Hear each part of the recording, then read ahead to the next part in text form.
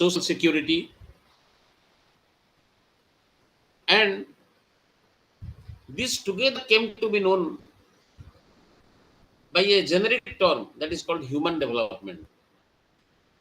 So developments in the spheres in various segments of the society like education, social security, health, irrigation, agriculture, all these measures taken together can bring before us a generic form of development measures. And these development measures,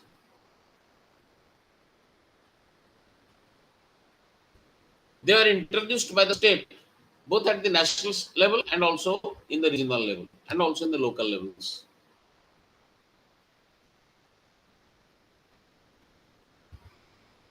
And the state, through various affirmative actions, it has also introduced the measures to uplift the conditions of the disadvantaged groups, socially, economically disadvantaged groups of the society.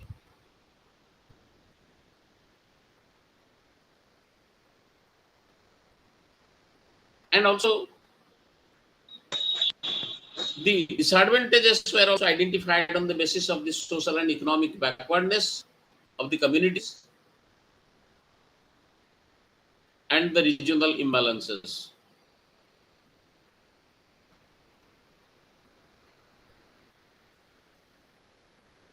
But we can see that the development measures taken by the state after independence, the impact of those measures are not uniform throughout the country. It varies.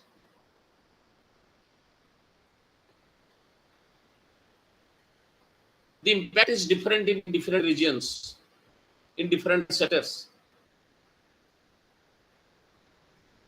So because it shows a picture like different levels of development. Suppose in agriculture there is a development, but in this industry sector that much development has not been achieved. Or say in education there is development, in agriculture or in the field of health, so much of development has not been achieved. That means the development is uneven. ସବୁ ଜାଗାରେ measures ଗୁଡାକ ଦିଆହେଇଛି and the state has tried to implement those measures uniformly throughout the country, but the output, the results are not uniform. There is uneven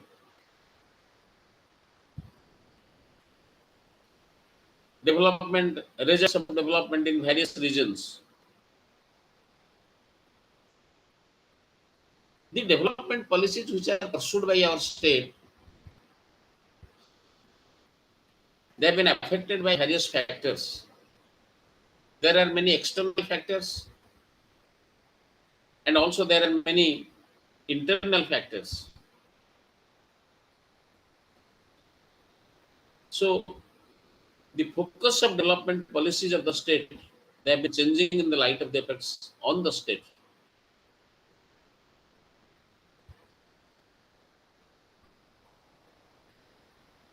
So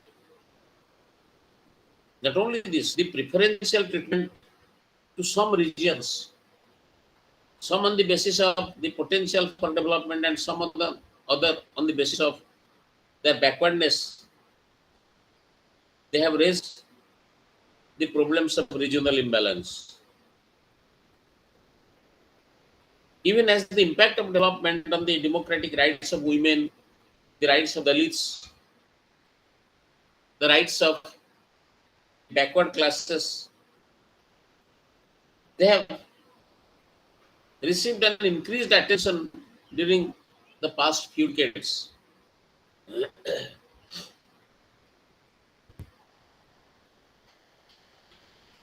So previously we have given some reference to the Nehruvian model of development or Mahalanobis model of development model, they would result in the elimination of the differences based on ascriptive factors.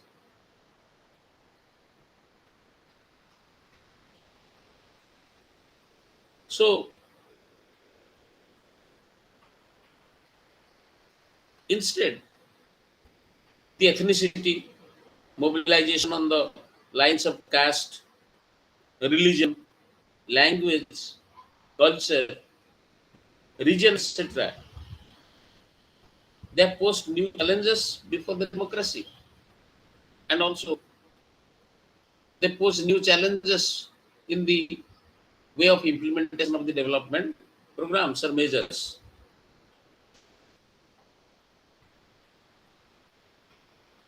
So now in our present discussion, we shall get to know about the challenges which the democracy and development face in India. While implementing the development measures, what are the challenges before our state?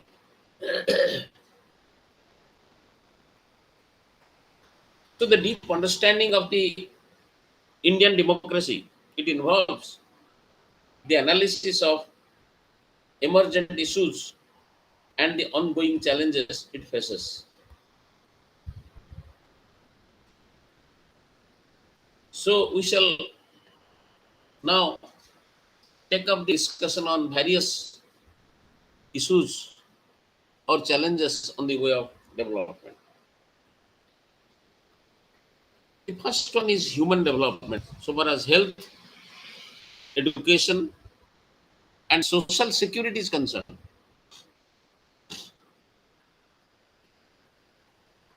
since long, the issue of development has been the central focal point so far as the social science discourses are concerned.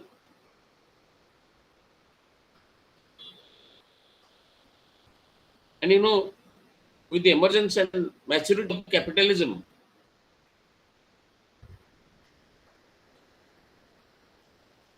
as the first global system, it has really thrown up on scope for the challenges posed by various factors on the way of development process.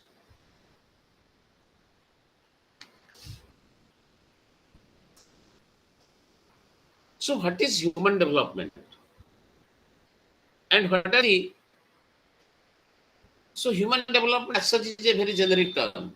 Development, it can be in health, it can be in the field of education and social security. So various approaches to development, ମାନବିକ ବିକାଶକୁ analyse କରିବା ପାଇଁ ବିଭିନ୍ନ ପ୍ରକାରର approach ବିଭିନ୍ନ scholar ନେଇଛନ୍ତି.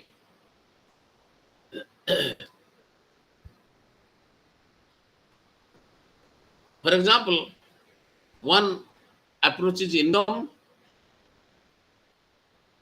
or GNP approach, gross net approach. Wealth or income of a person or of nation is not only a good indicator of their range of choices they can exercise, but also the realm of freedom and possibilities. So it is often said that wealth definitely is a big measure for development and all that.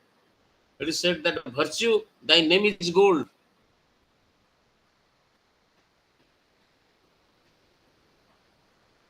Or in Sanskrit, as it said, Sarve guna kanchanam asrayanti. So wealth or the income either of a person or of a nation, it is a good indicator of the range of choices. Before them, there is a lot of choices. Not only that, but also it is a realm of freedom and possibilities. So wealth is not only an asset in the hands of a person, but it is also the totality of his being in a system where having determines one's being. And according to this income or GNP approach, the total gross net produce of the country is converted into money value and divided by the total population of the country. A higher per capita income, it will indicate a higher level of human development. Usually, এই যে approach, income approach, GNP approach, it is based on this very basic principle that a higher per capita income will indicate a higher level of human development. But this approach also has come under severe criticism during recent times. First thing is, income is only a means. It is not an end in itself.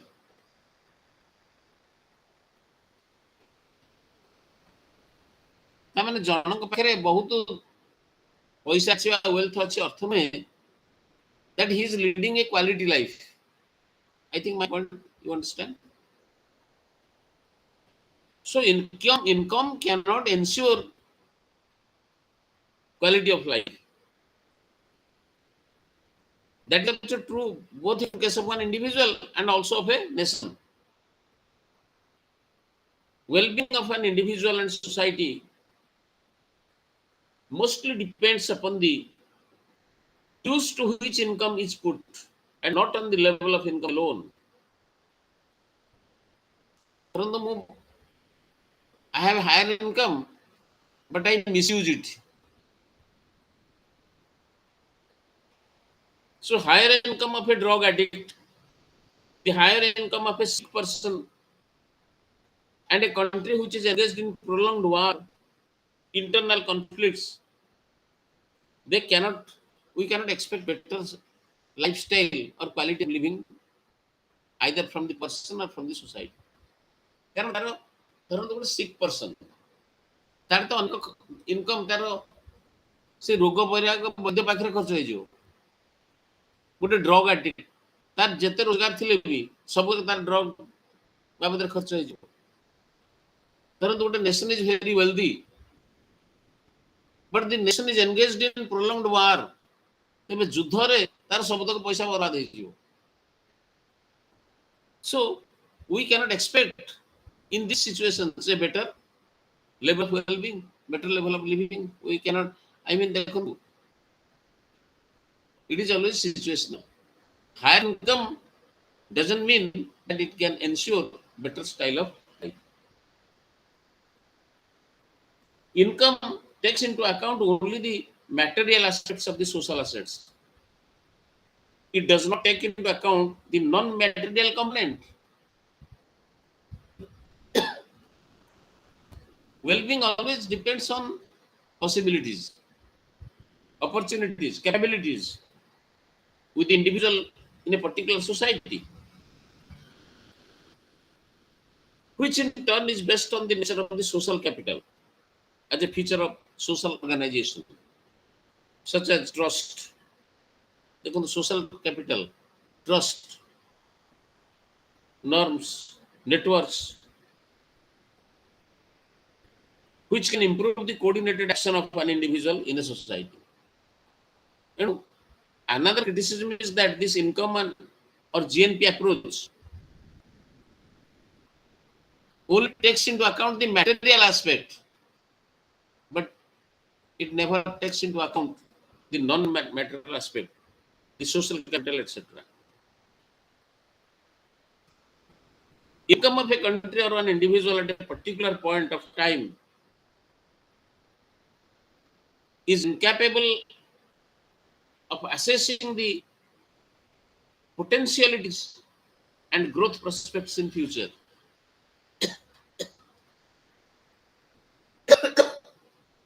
So the countries which have made good investments in human resource development.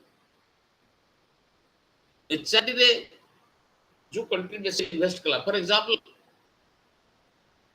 improvement of education, skill,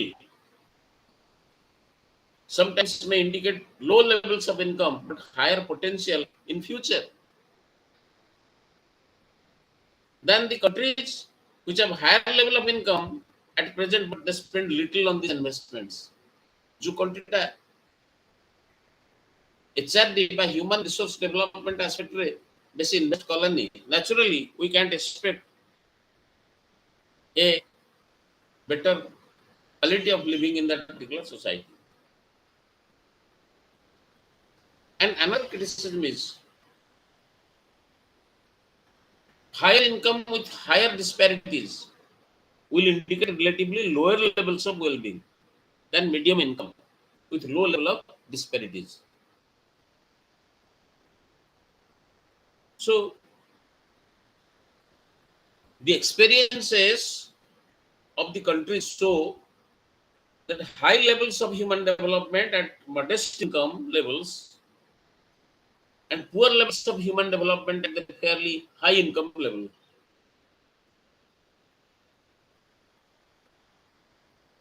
ତେଣୁ ଆମେ ଏଇ କ୍ରିଟିସିଜମ ଗୁଡାକ ଜାଣିଲା ପରେ ଅନ୍ତତଃ ଗୋଟେ simply କନକ୍ଲୁଡ କରିପାରିବା that the link between the income and human development is not direct. There is no direct link. अधिका income हेले the human development shall be more rapid or better. सेमती किसी माने नहीं. So the link is neither direct nor automatic. So income and GNP are at best necessary. Income is जरूरी, GNP is जरूरी, but they are not adequate conditions for human development. तार माने नोजे जन income करिवनी. Income is definitely required for subsistence. Otherwise our life is not, our living is not possible. किंतु सेटा गोटे sufficient condition human development मानविक विकास ପାଇଁ नुहे. कारण human development रो aspect केवल material नुहे, non material. It is more qualitative. Another approach to this human development is human capital formation approach. And you know, human capital formation is also known as human resource development approach. It will be HRD approach. Pratham approach income or GNP approach. The other approach to human development is human capital formation approach. That could be HRD approach. And these theories are mainly concerned with the supply side and consider human beings as instruments in extending the expended commodity reproduction.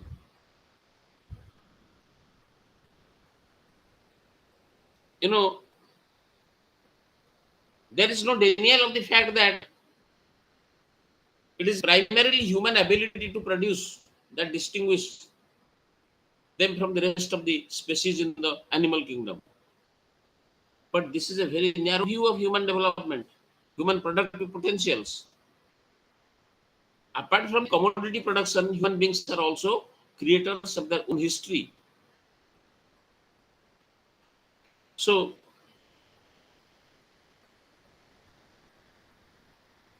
this is perhaps one message which has come clear and loud from the fall of former Soviet Union, Yugoslavia, Pretoria, and Iraq. At the beginning of the 21st century, that everything else is negotiable except the right to be recognized. So, this approach, that is HRD approach to human development, has its limitations.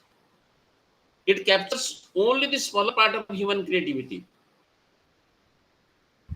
and it has missed the most important ones.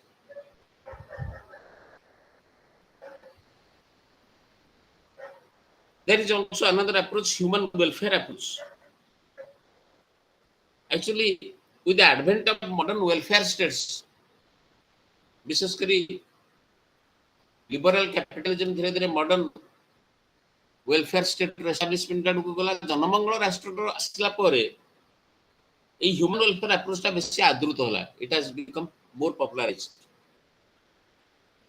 because this approach looks at human beings more as the beneficiary of development rather than participants in it.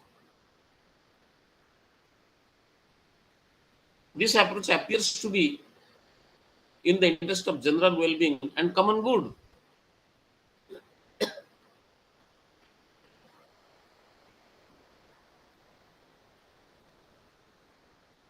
But also there is a critical insight. And also this approach faces criticisms.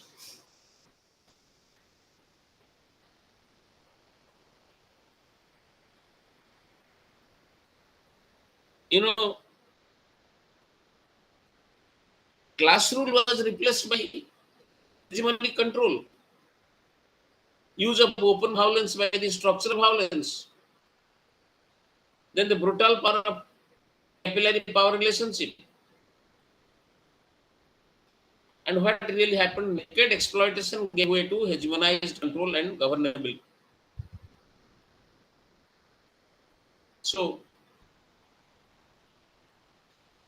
a most ideal welfare state represents one that uses structural violence and capillary forces to exercise hegemonic control over its people. Educational and health facilities given by many states of the world in the name of welfare measures are the best examples of existing structural control and governmentality. So naturally, the human welfare approach, even though with the advent of the welfare state has gained popularity, it has also had its own serious limitations. And another approach is basic minimum needs approach. This is one of the most important and also mostly debated approach. Actually, ये जो basic minimum need approach टा International Labour Organization प्रथम initiate करथिला ILO as a development process. International Labour Organization. Hello, hello, hello. Am I not audible? Hello. Yes, sir. Am I audible? Yes, sir. Yes. मते सुनी पारुछन्ति ना? Yes, sir. Okay.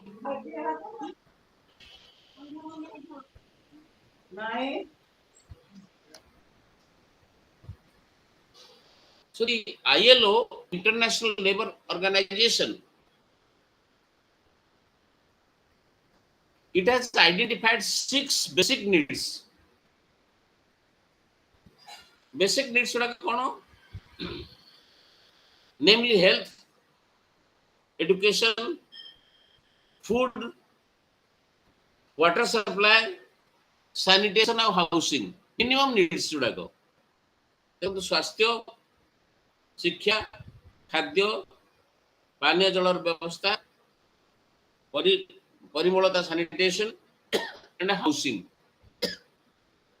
shelter. These are the basic things which every human being wants. So ILO has identified these basic minimum needs.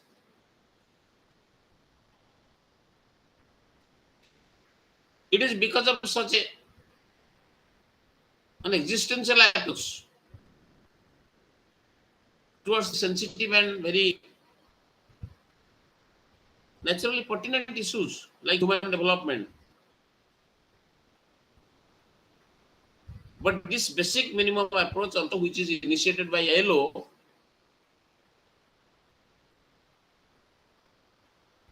it has raised certain issues and also it was also subject to criticisms. ପ୍ରଥମ ଜିନିଷ ହେଉଛି who shall decide what are the basic needs? Is it the people who shall decide? Is it the government who shall decide? So which organ the state shall decide then? Then what is the basic minimum?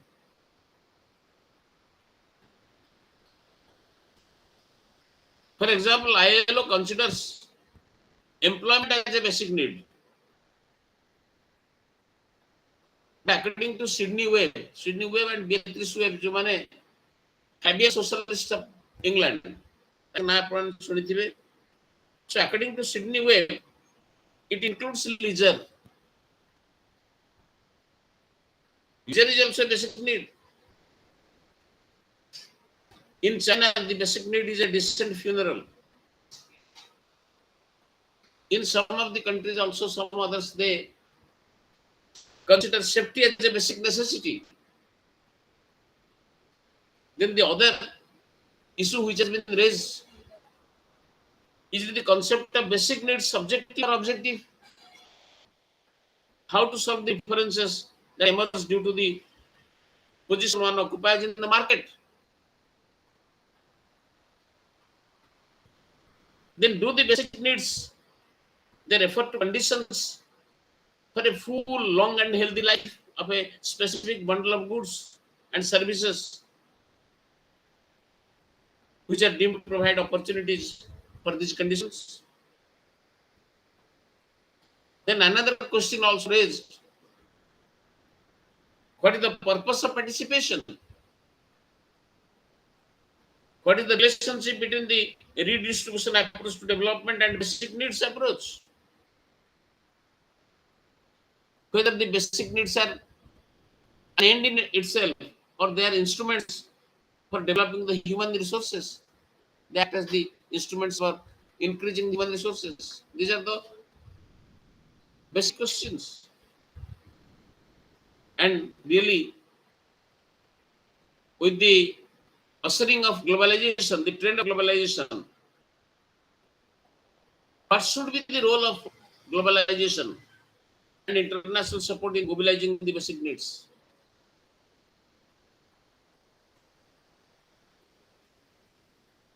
And above all, another issue also has been raised, that what should be the relationship between the poverty eradication and reducing income inequalities. So these are some of the important issues raised by this basic minimum needs approach.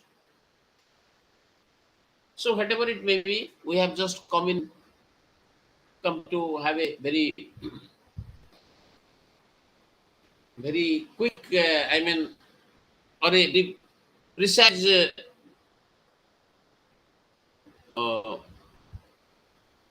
look to the approaches to human development. How to define human development? Just a very brief discussion on definition part. It can be defined as a process of enlarging the range of people's choices, increasing their opportunities for education, healthcare, income, and employment, and covering the full range of human choices from a sound physical environment to economic and political freedom. This is a definition. For many, this appears to be a very easy definition.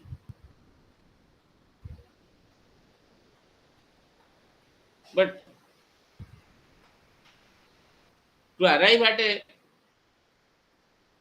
definition being accepted by all is not one easy task. For many, it may appear as simple and an easy exercise to arrive at a consensus in evolving a definition of the concept like human development. But so far as UNDP is concerned, United Nations Development Program, UNDP, this was anything but an easy and simple exercise. You know, UNDP, human development पर जो first report the first report it has also tried at defining what is in human development. So the first report on human development was like this. This report is about people and about how development enlarges their choices. It is about more than GNP growth, more than income and wealth, more than producing commodities and accumulating capital. A person's access to income may be one of the choice, but it is not the sum total of human behavior. So UNDP, United Nations Development Program's first report on human development has defined or looked to this human development like this.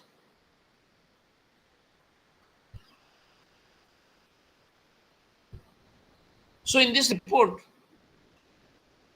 some other core issues have been also indicated, like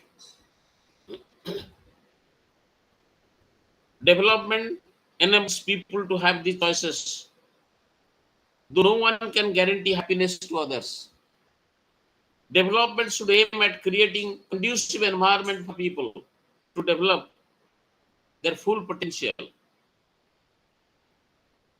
Development should concern more than the formation of human capabilities, such as improved health or knowledge. Human freedom is vital for human development. People must be free to express their choices. So without freedom, development is a myth. Then this report also has pointed that human development is not only the satisfaction of basic needs, but also of human development as a participatory and dynamic process. And the most significant aspect of the report was the identification of certain key indicators of human development, their measurement, preparation of the Human Development Index for all the countries of the world. These are the vital points regarding the report extended by United Nations, I mean UNDP Development Program.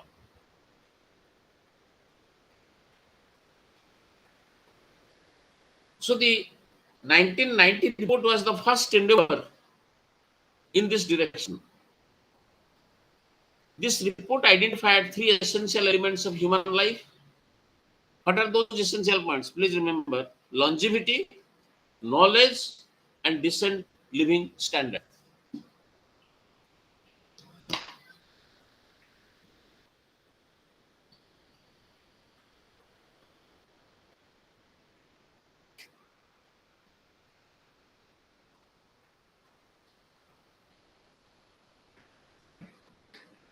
Longevity, knowledge, and decent living standard. Say life expectancy at birth is the indicator for measuring longevity. Knowledge is power. In an old saying, literacy is a person's first step in learning. Moreover, the importance of literacy has been enhanced in the age of information technology because it is no more considered an achievement of an individual, but a basis on which he can exist. Then decent living standard is an accepted fact that command over resources is a must. More than the resource over command, more standard of living will be is bound to be indecent. But of course, this is a very difficult thing to measure the standard of living. So these are the three indicators like longevity, knowledge, and decent living standard as per the 1990 report.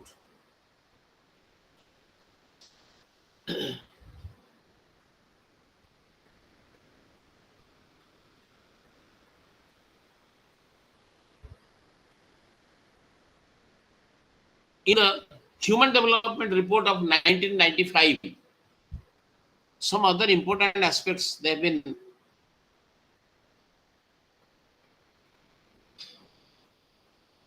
can be discerned. Gender equality was the theme of Human Development Report in 1995. Gender equality, equal opportunity to all, particularly to female, was the prime concern. It mentioned that human development, if not engendered, is endangered. You see, you see how very nicely the words have been used. If the man ଦେଖନ୍ତୁ ସେଇ ରିପୋର୍ଟରେ gender equality ଉପରେ ବେଶୀ stress ଦିଆଗଲା that if gender justice is not established, development is not possible. Prior to this report, so much of importance was not given to this aspect. So mark this statement. Human development, if not engendered, gender means male, female, justice should be established, gender justice. So if the human development is not engendered, it is endangered. ତେବେ ବିପଦପୂର୍ଣ୍ଣ ହେବ। ମାନବିକ ବିକାଶରେ ଆମେ ଯଦି gender ଜଷ୍ଟିସଟାକୁ ଠିକ ସେ ଉପସ୍ଥାପିତ କରିପାରିବା ନାହିଁ, then ସବୁ କିଛି ବିପଦ ସଂକୁଳ ହେଇଯିବ. Things are endangered. So the findings of this report of 1995 on human development are startling. Some of the important findings, se report re kichi important findings, विशेष कर देखो से report पर gender justice उपरे बेसिस importance दे जाइतला. Poverty has a woman face. In statement काहे को आगला? Poverty has a woman face. तार कारण roughly 70% women in the world, they live in poverty. So poverty has a woman face. Men are not that poor. So removing gender inequality has nothing to do with national income. While the doors of education and health opportunities have opened rapidly for women, the door to economic and political opportunities are barely ajar. Women receive disproportionately small share of credit from the banking institutions. Women receive much lower wage than men. देखो ये report रे यही aspect गुडा को दर्शा जाइतला. In the developing countries, women constitute only 1/7 of the administrative and management jobs. Women occupy only 10% seats in parliament and 7% as cabinet ministers. Of course, this report was in 1995. Now, in most of the countries, adequate legislations have been made to make reservation of seats for women. Even think of 73rd, 74th Amendment Acts giving adequate representation for women in the local self-government in India. But this was the picture when the report was given. A major index of neglect reveals that many economic contributions made by women are grossly undervalued or not valued at all.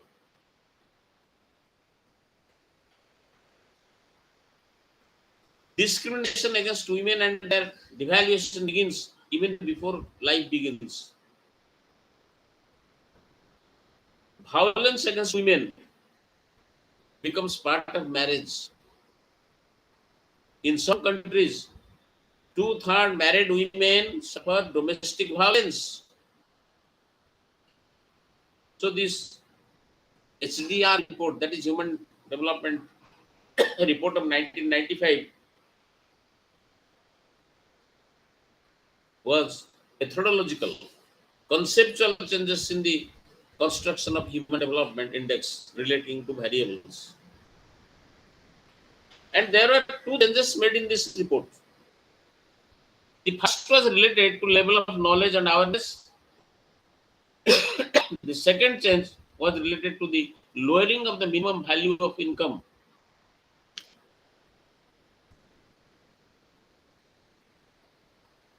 So,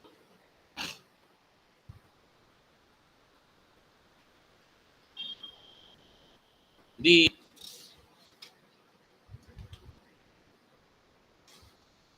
1997 report, this is 1995 report, the 1997 report, it considered poverty eradication as the necessary step for human development. And it critically looked, the report of 1997, it critically looked at the three perspectives on poverty. That is income perspective, basic needs perspective, and capacity perspective.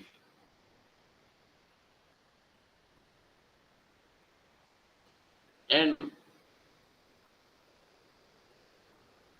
an important feature of this report of 1997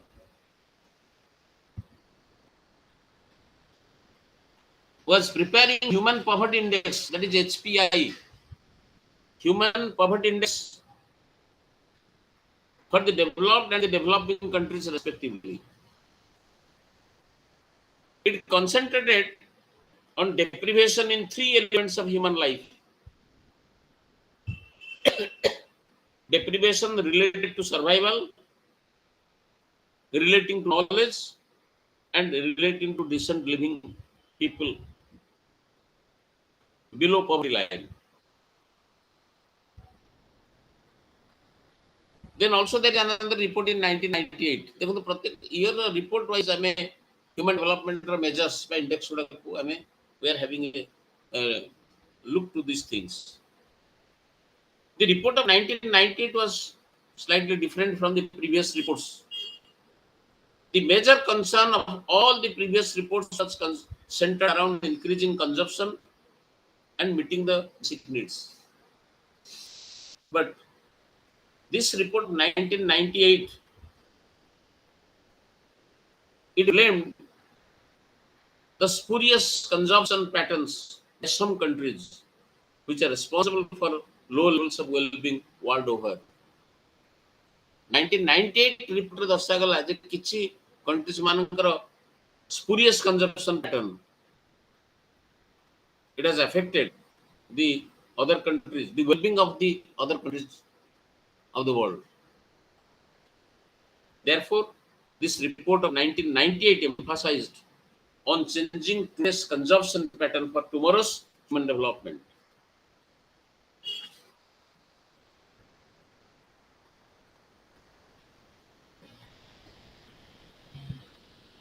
And you know, after 1990s, the culmination of the 20th century, it has witnessed consolidation of globalization as an inevitable process. Markets of the different countries that have been linked up with the international market. Domestic markets have a link with the international market. So far as the economic front is concerned, there is a withdrawal of the state boundaries. Therefore, the best way to come into terms with the trend of globalization was to emphasize on the human dimension of it. Though globalization was not a new phenomenon now, the recent phase has distinct features. For example, the collapse of Berlin Wall, the fall of the Iron Curtain. It did not only bring an end to the last part of the former socialist world, but there was also a shrinking of the space, time, and the disappearance of the boundaries. Globalization definitely offered new opportunities for the human advancement.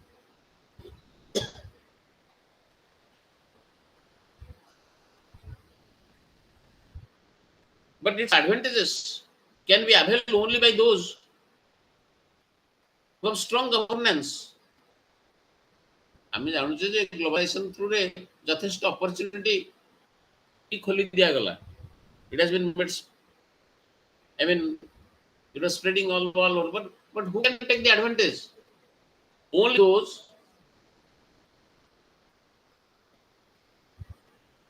who have strong governance. That is, those equipped with new markets, new tools and techniques, new actors, new rule, ultimately new people. So this is the age of globalization where only the powerful have the right to exist. କାରଣ ଆପଣ କମ୍ପିଟିସନଟାକୁ open କରିଦେଲେ, naturally the patent rights shall be belonging to whom? It shall go only to the developed world. Because in the open market, in the international market, the small poor countries cannot compete with the developed countries, nations. So only the powerful have the right to exist in the globalized world. Ultimately, that has happened. So fierce and relentless pressure of global competitions is squeezing out the invisible heart of the human development.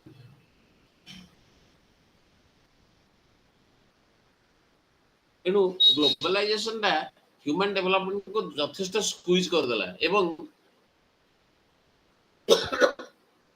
it has serious repercussion on the security environment. Therefore, the report on human development reflected the need of providing human face. To what? To human development. Human development को human face दिया जाओ.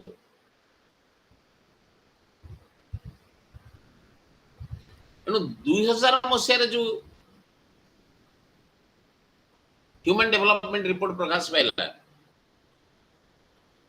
with a strong and uncompromising commitment to human rights, freedom and solidarity in order to bring in the human touch on globalization. So the report of 2000, it stated that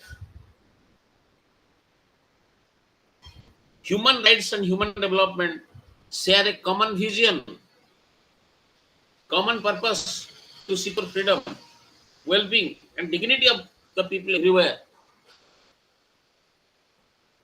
So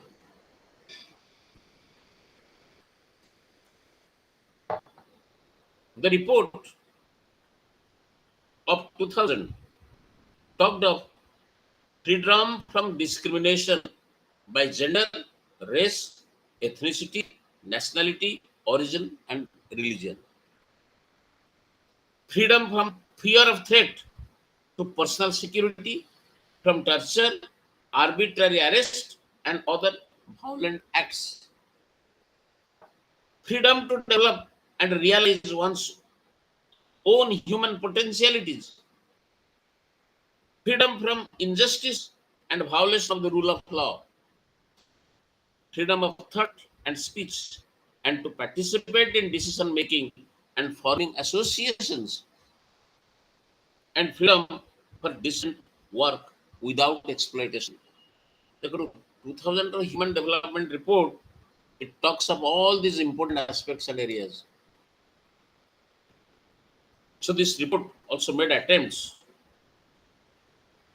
to bring out an encompassing definition of the human development. ତେଣୁ ଏଇ ରିପୋର୍ଟରେ ହ୍ୟୁମାନ ଡେଭଲପମେଣ୍ଟକୁ ଆଉ ଥରେ ଗୋଟେ ରିଡିଫାଇନ୍ କରାଯାଇଛି. That is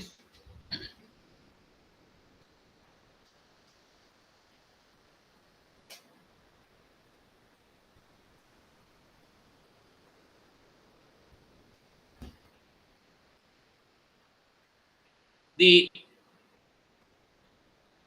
report says that what's the meaning of human development? To have access to the resource for a decent standard of living.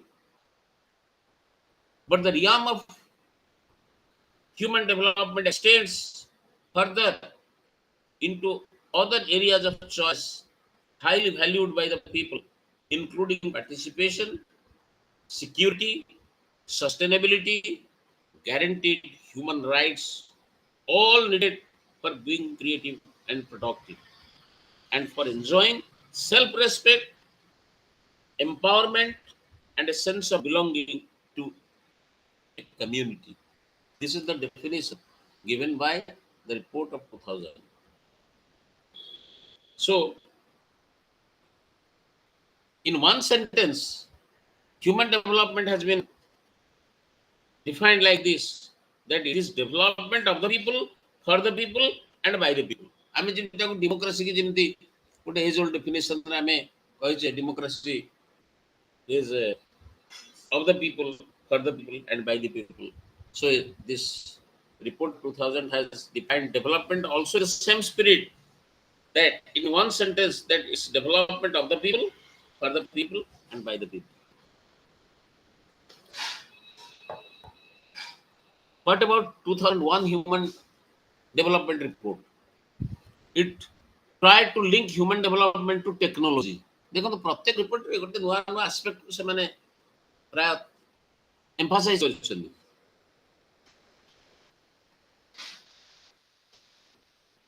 It acknowledged, I am talking about the 2001 report, that technology networks are transforming the traditional map of development because it is expanding people's horizons, creating the potentials to realize a decade's progress in a week's time. But you know, technology is a double-edged sword. Or to put it differently, it is a good servant, but a bad master. Technology जो पर्यंत आम ठीक भाव utilise करवा से human development progress विकास मानविक विकास आड़ को हमको नब. But once it becomes our master, it becomes very bad. So it's a good servant, but a bad master. Let us go to 2002 report on human development. The report adds a new dimension to human development, and it's a report about the politics and human development. देखो तो प्रत्येक report रे one नुआ dimension से माने ऊपर emphasise करछन्ती. You know, 2002 report has added this dimension to human health, that is politics and human development. It is how political power and institutions, both formal, informal, both national and international institutions, they shape human progress. So this report has expressed its concern on the deepening democracy of the fragmented world. And according to this report, democracy that empowers people must be built on the confidence and resources of the people, and it cannot be imported. गणतंत्र लोकमानंकर विश्वास एवं लोकमानंकर निजस्व संबल उपरे पर्यवसित होगा दरकार. This should not be one imported concept. and imposed on the people.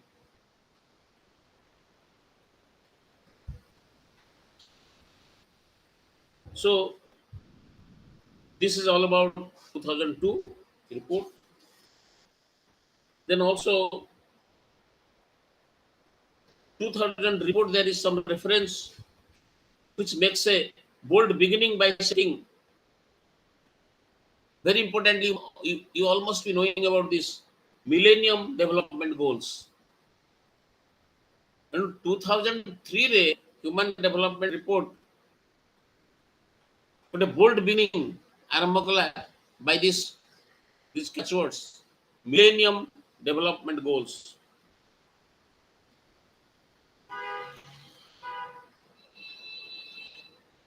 And according to the declaration made by the heads of the states, it is binding on every state to attack inadequate income, widespread hunger, gender inequality, environmental deterioration, and lack of education, healthcare, and clean water.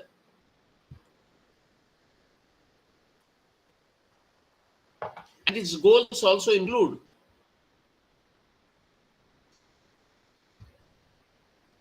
actions to reduce debt and increase aid, trade, technology, transfer to the poorer countries. How the rich and developed world must transfer technology, transfer the means of livelihood, I mean, sufficient aid, sufficient monetary help, trade, technology, transfer to the poorer countries. Some of the important goals can be eradication of extreme poverty and hunger, achieve universal primary education, promote gender equality and empower women, reduce child mortality, improve maternal health, combat HIV and AIDS, malaria and other diseases, ensure environmental sustainability, develop global partnership for development. These are the goals set in this particular Millennium Development Goals. And also targets have been also given.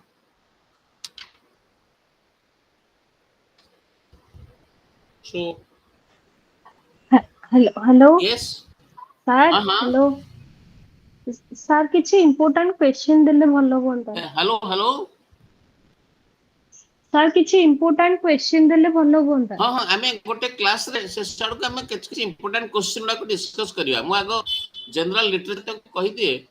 I think in the last class half an hour around we shall devote for some questions and all that. Okay? Okay, sir. Okay. Okay, if possible also today some of the questions these are all, questions are you yourself also can find out. For example, so far as human development is concerned, you may just a question can be maybe there that what do you understand by human development? Define human development, or what are the various approaches? ଆମେ ଧର ବିଭିନ୍ନ approach ବର୍ତ୍ତମାନ ପଢିଲେ କିମ୍ବା ଆମେ ଏଇ basic ଯୋଉଟା ଆମେ ମିନିମମ୍ ଡେଭଲପମେଣ୍ଟ ଗୋଲ୍ସ ଉପରେ ବହୁତ ସମୟରେ ବି କ୍ୱେଶ୍ଚିନ୍ ଅଣା ଯାଇପାରେ। ମିନିମମ୍ ଡେଭଲପମେଣ୍ଟ ଗୋଲ୍ସ ପ୍ରୋଗ୍ରାମ ଉପରେ what are the what is the importance and significance of millennium development goal, or uh, we can say that what are the indicators of human development, what are the other concepts and dimensions, various dimensions which have been linked to this human development, or it may be questions may be around the sum and substance of various development reports আমি যেটা পড়িলে 2000 2001 2002 likewise. So I mean these are possible questions which after you go through the literature you can find out. So for your information, this can be few 4 or 5 questions regarding the today's discussion. Likewise, previous discussion ଆମେ ଯାହା କରିଛେ ତାପରେ ବି ଟିକେ ଟିକେ ମୁଁ କେତେଟା possible questions ଟିକେ discuss କରିପାରିବି।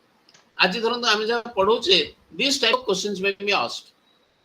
Definition of human development, various indicators, or sum and substance of various reports of various years, or minimum millennium development goals ଉପରେ क्वेश्चन ହେଇପାରେ କିମ୍ବା various approaches ଉପରେ ମଧ୍ୟ क्वेश्चन ହେଇପାରେ। ଆମେ ଯୋଉଟା ଜଷ୍ଟ ପଢିଲେ ସେମିତି how to compute human development index, type question like this. These are very, common questions. So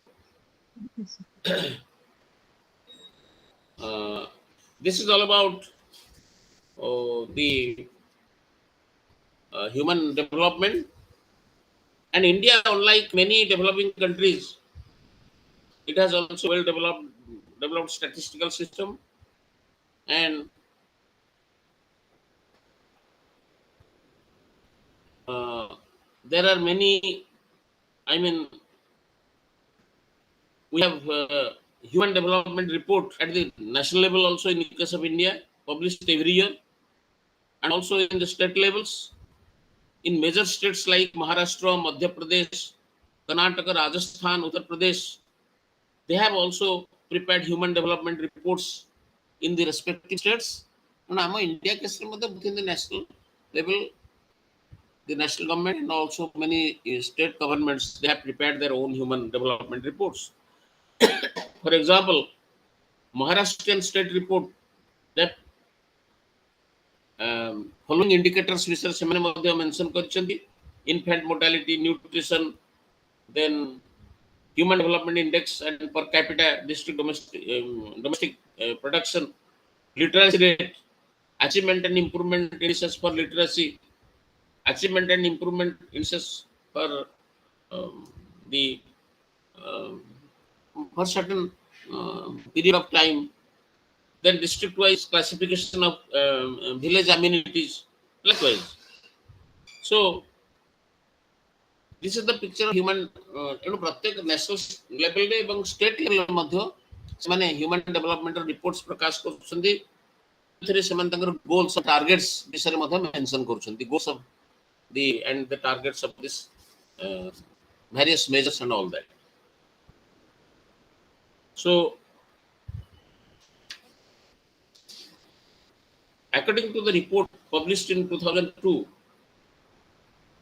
HDI means the Human Development Index, is a summary of human development, and it measures the average achievements in a country in three basic dimensions of human development. The basic dimensions are a long and healthy life as measured by life expectancy at birth, knowledge as measured by the adult literacy rate, and a decent standard of living as measured by GDP per capita.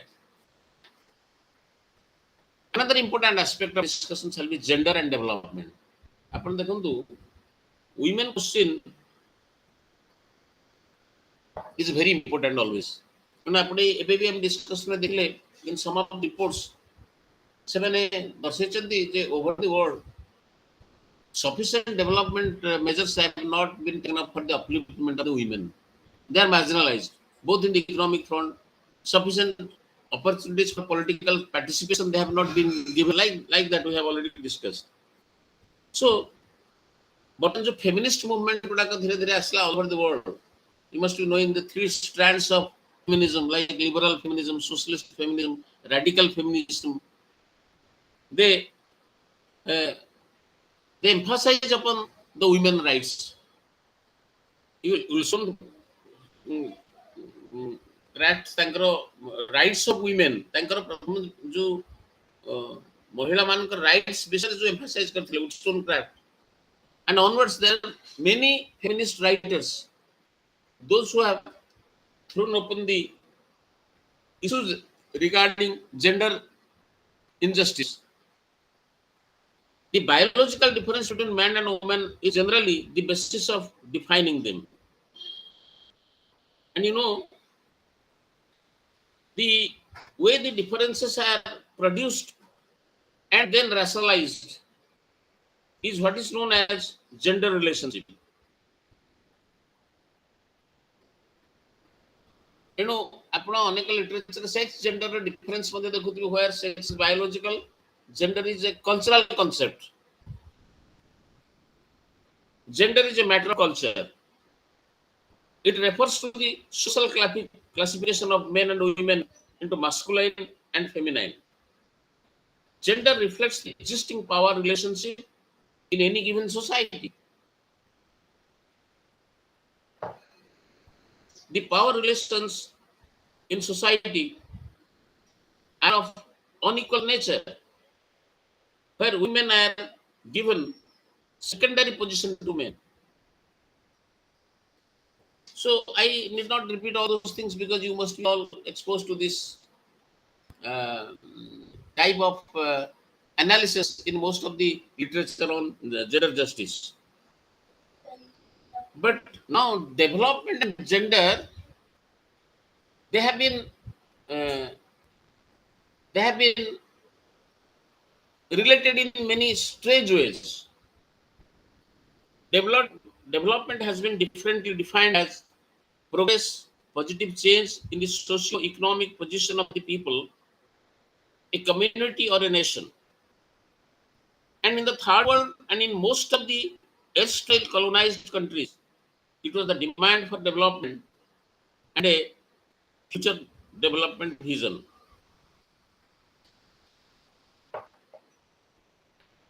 that defined their movement for liberation. In India, for example, the nationalist leaders, they had already arrived at a consensus on the development path that the country would choose once it gets independence.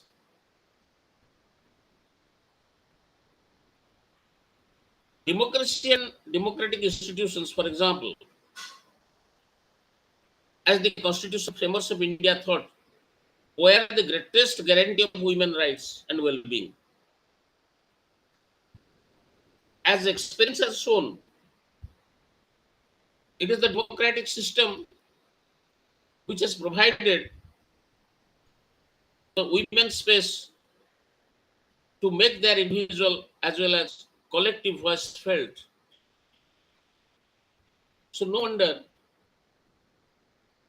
that we have found that women's voices are quite strong in the movements for restoration of democracy in Latin America, in Asian and African countries.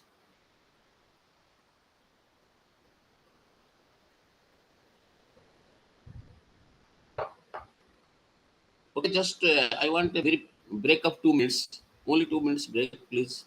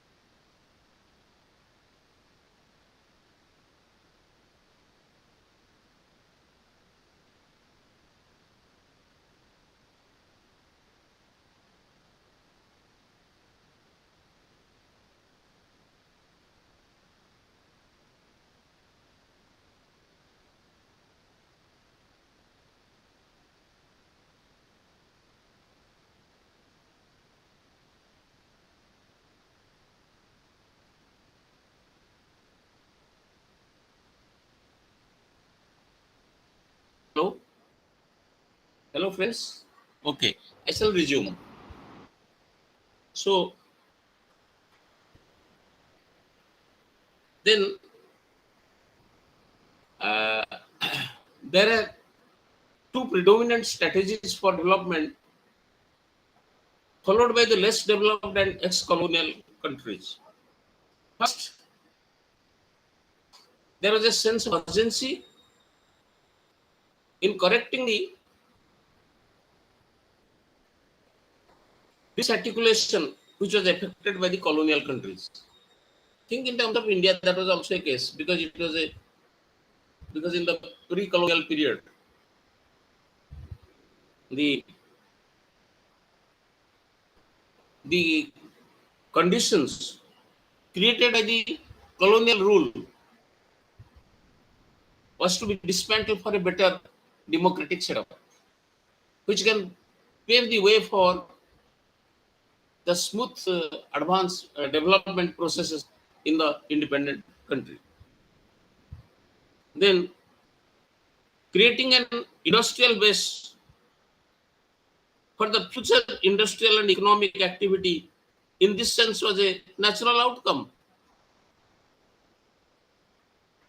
And this prioritized the heavy industry sector and an important substitution strategy. In many countries like India, Egypt, Iraq, Pakistan, and even in Iran, it was the state which initiated and supervised the entire activity through planning, resource mobilization, as well as resource distribution.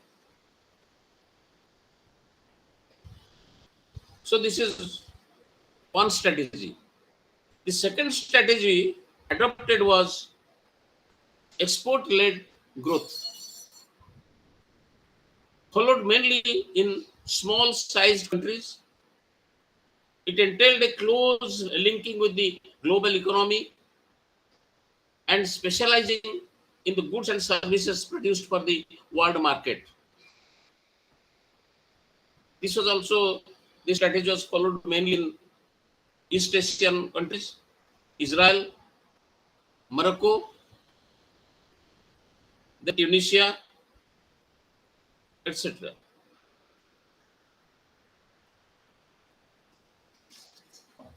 Then you should have a brief reference to the agencies of development.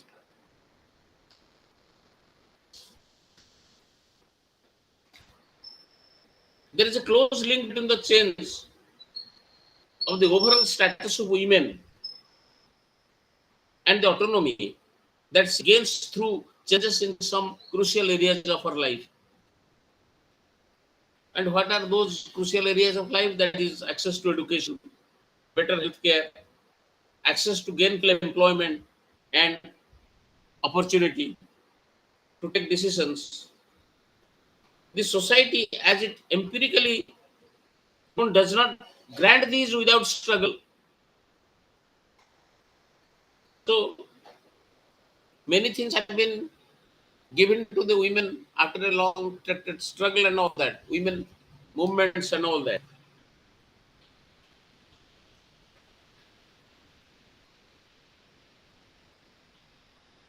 There are three agencies which seem to help the woman in his struggle to break this circle, the vicious circle, and thereby help her gain the required autonomy, and they are namely the individual, that is she herself. She herself takes a prominent role in breaking the shackles over her.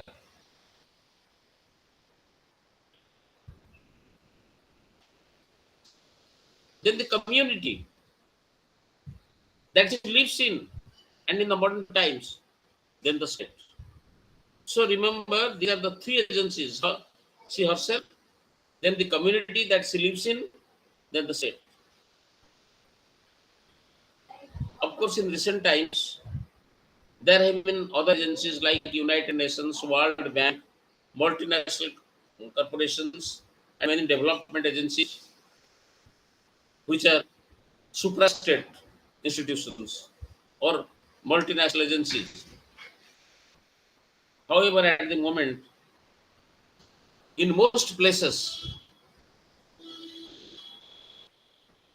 they try and involve primarily the agencies of self, community, and the state in furthering the interest and development of women.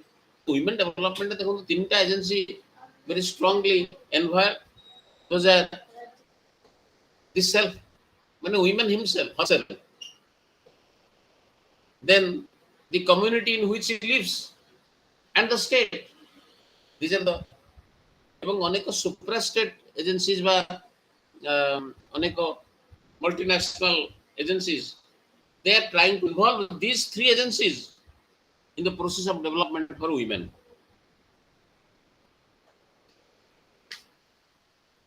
You know,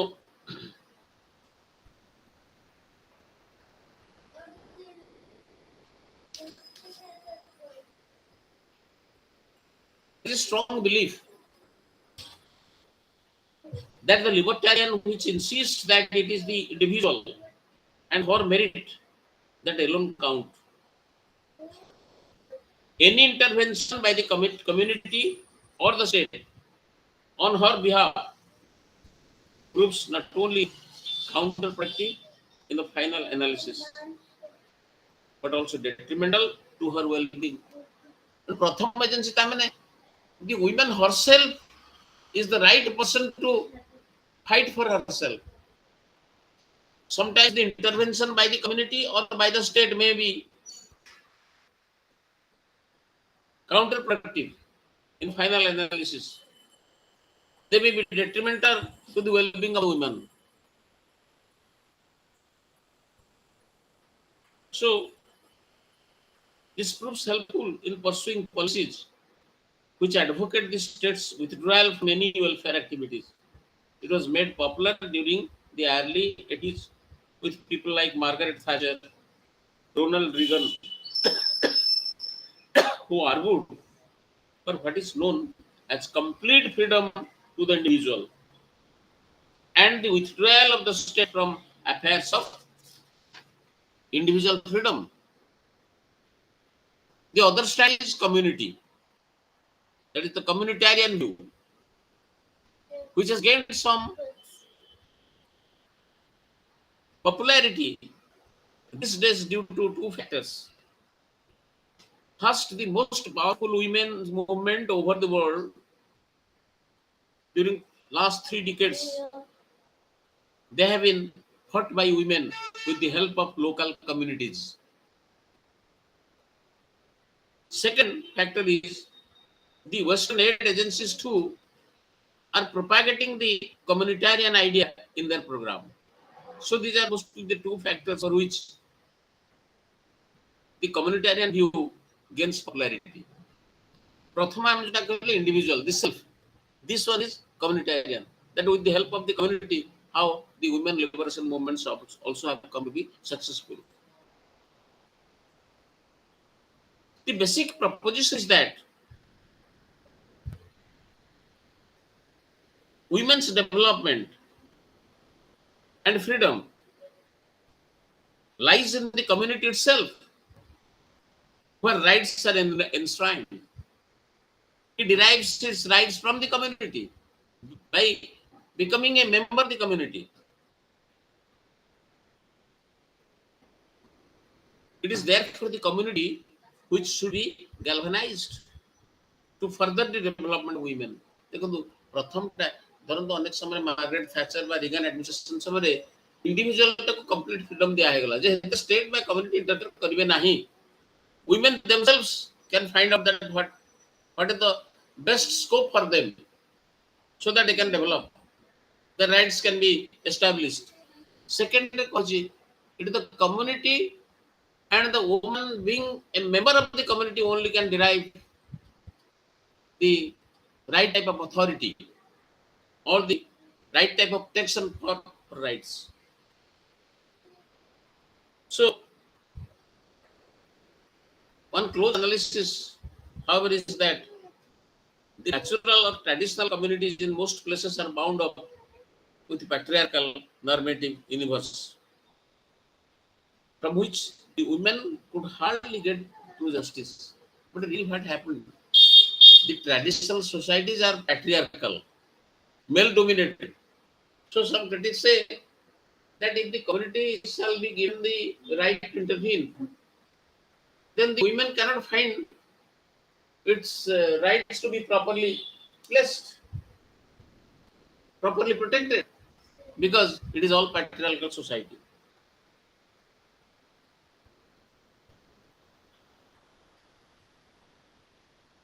So, in the case with the, for example, Catholic communities, where the women are still struggling for their sex rights, rights of divorce, etc.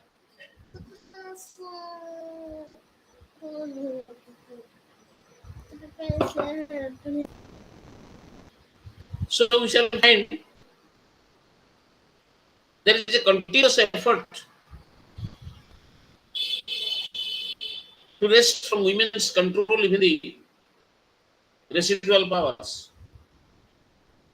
That means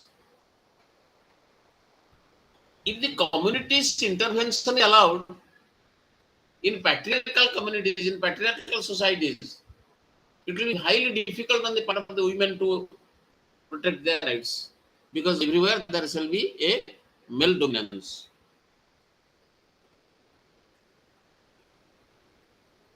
Then the other one, other agency is what? First on the self, then the community, then the state. In modern times, it is the state which most often played the crucial role in enabling the women to access these facilities and resources. And the resources or the facilities or opportunities are provided by the state by which the autonomy of women can also be facilitated. They can have a better access to their own autonomy.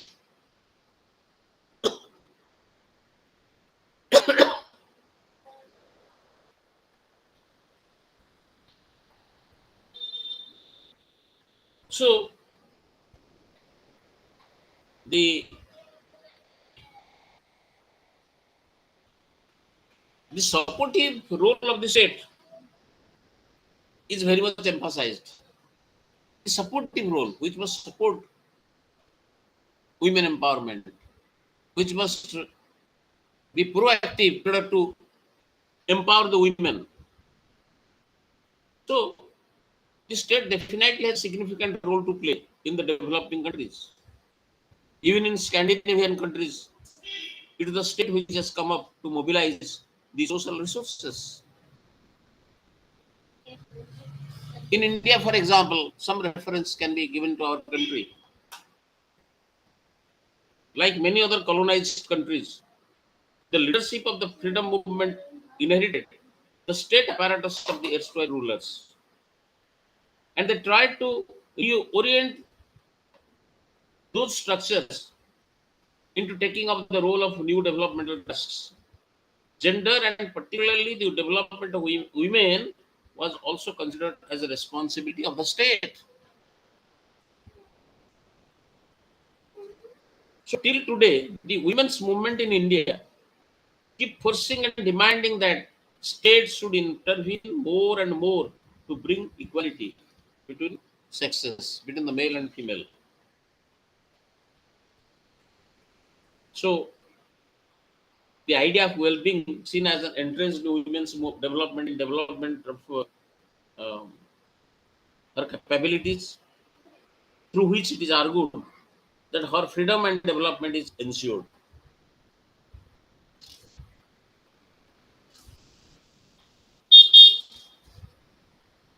So there is a debate from women in development to gender and development. It's WID and WAD. Women in development and women and development. So from women in development to gender and development, or women and development, the result of this criticism of development was that by 1986, at the end of the United Nations initiative, in which Indian experience and women's movement also had a contribution, there should be large scale and conscious effort to involve women into the development process. And at the strategic level, the women in development, that is, this is one approach. Please remember, there is WID approach, there is WAD approach. Women in development, women and development, or gender and development. Some people also mention that way. That in WID approach, that is women in development approach, it focused on women as a group and sought to address the exclusion of women from the development process.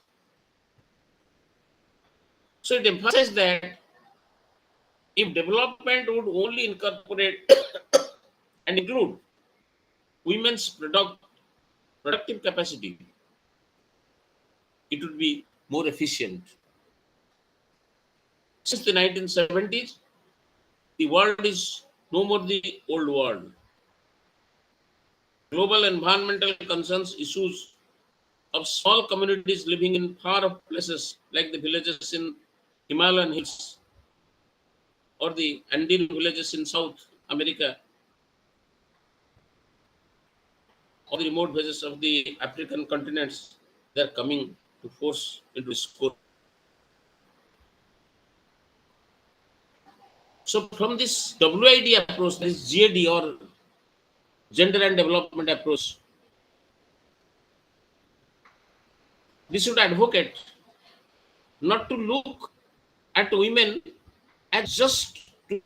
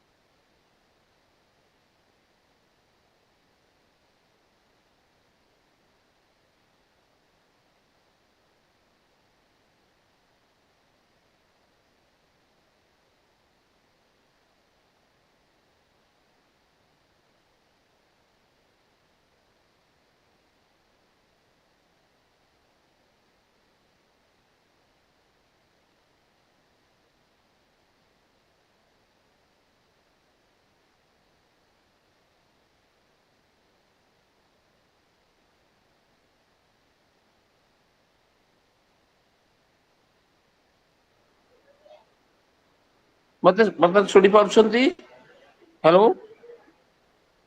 Hello hello am I audible Yes, sir. hello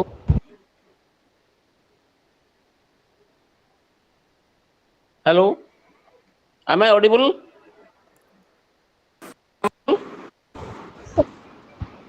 there is some problem connectivity am I audible now मत शुणी पारुछंती hello hello Yes, sir. am I audible मत शुणी पारुछंती hello Yes, sir. okay okay there is some connectivity problem in the computer okay so Empowerment of the women was thought to be okay. Empowerment of women was thought to be the only way to ensure their participation in their own development. So, in this understanding, the crucial feature has been the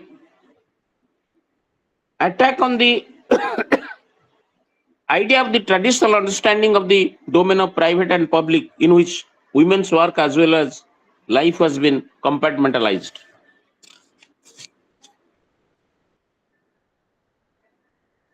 Gender equality, equality between men and women, it entails the concept that all human beings, both men and women, are free to develop their personal abilities and make choices without the limitations set by stereotypes, rigid gender roles. Rigid gender roles means যে women মানে এই role রে রহিয়া দরকার, men মানে এই role রে রহিয়া দরকার. This type of stereotypes, the gender rigid roles and political and other prejudices. So gender equality means that the different behavior, aspirations, and the needs of the women and men are considered, valued, and they are also favored equally. Gender equity means fairness of treatment for women and men according to their respective needs. However, the political processes are extremely and quite crudely male oriented. Political process in most of the countries, also including India, mostly it is male dominated, male centered. So another vicious circle presents itself. To make the political processes and spaces attuned to the female presence also, institutions of male dominance, ownership patterns, decision making monopoly, they have to be weakened. Then only gender justice can be established. Here one key component, one agrees, is democracy, where the voting rights give the ultimate decision making power to women. As Amartya Sen has pointed out, freedom is one area, fosters freedom in other area as well. So various, strands of feminism, you must have been acquainted with that. They have their own demand. There is nothing called personal space or private space where women should occupy. They should not be given the public spaces. So feminist leaders demand that personal is political. Both in the public sphere and private sphere, women assert their equal right with the women.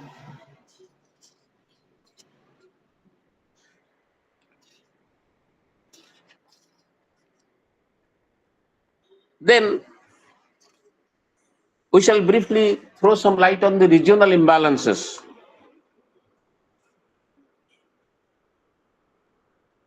The origin of regionalism in India, it can be historically traced to many of the factors like cultural heritage, geographical isolations, ethnic loyalties, etc.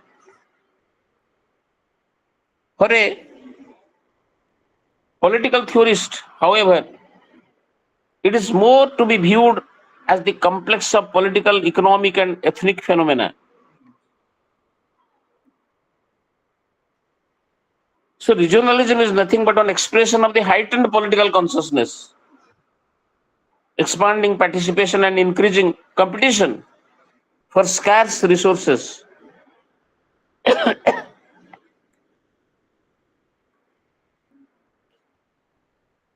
The general factors behind the growth of regionalism are mostly cultural, ethnic, and linguistic. Because ours is a example of unity in diversity, pluralistic society. So the cultural, ethnic, and linguistic factors they work in the growth of behind the growth of regionalism in our country. And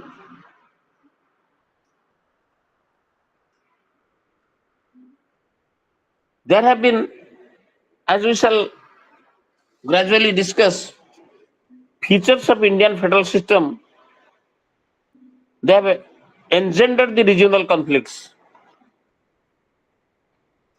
Growth of regional political parties, the fan of the regional feeling.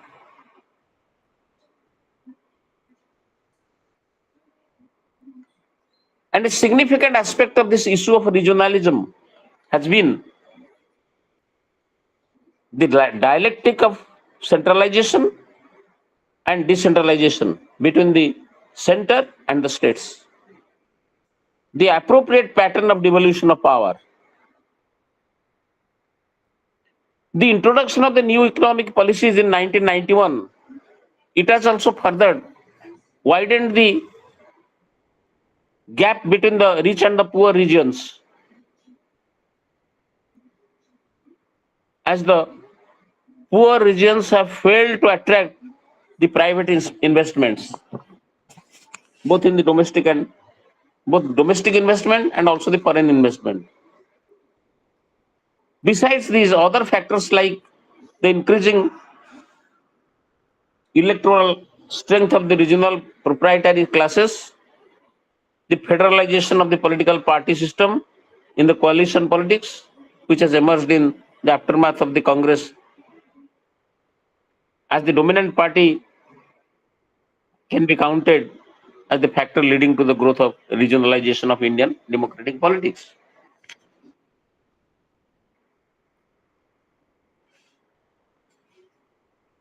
So before engaging the discussion on regionalism as a concept at the theoretical level, it is pertinent to understand the term region. What is this term region means? The concept of region in essence lies at the very core of any conceptualization of regionalism, in the sense that this concept provides the existential basis for the emergence of the phenomenon of regional loyalty. As for the social and cultural aspects of region, it is considered as a nucleus of social aggregation for differing purposes.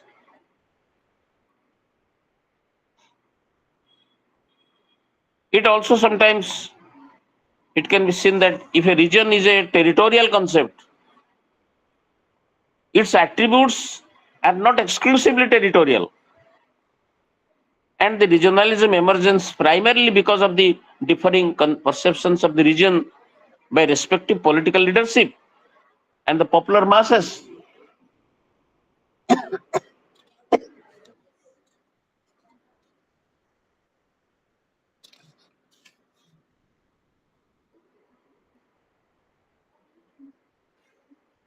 In colonial India, I mean, we have also a historical genesis. Regionalism has started from colonial India in the pre-independence stage.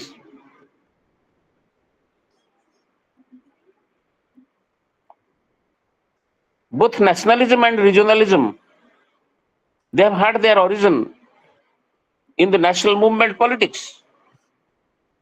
Thus, the pan-Indian national identity, it did not substitute the subnational regional identities, but grew along with them.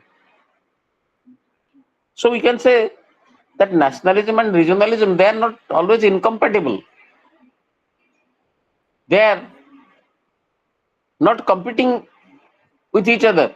That is the reason that how in independent India we have a concept of cooperative federalism. not necessarily that regionalism and nationalism can confront each other. Sometimes they are cooperative and also they are competing with each other. They are not contesting with each other.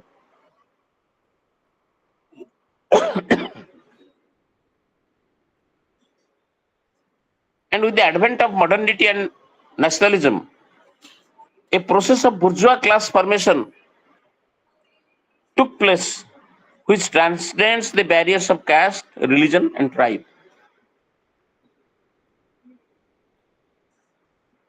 And